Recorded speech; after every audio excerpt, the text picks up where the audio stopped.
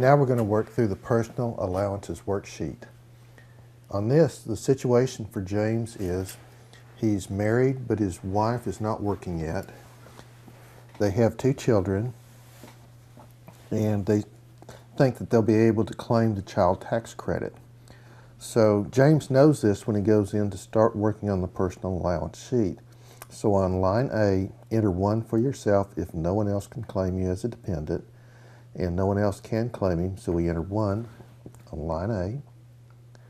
Then B, enter 1 if you are single and have only 1 job, or you are married, have only 1 job, and your spouse does not work, or your wages from a second job or your spouse's wages or the total of both are $1,000 or less.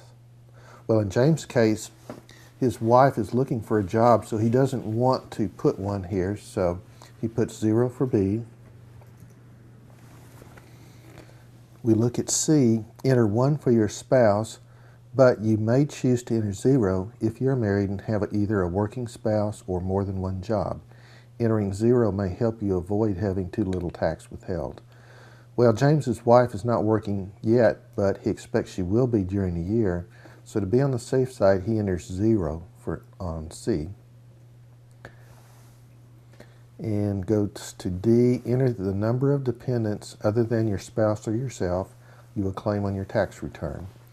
And in their case, they have 2 children that you're going to claim, so they enter 2.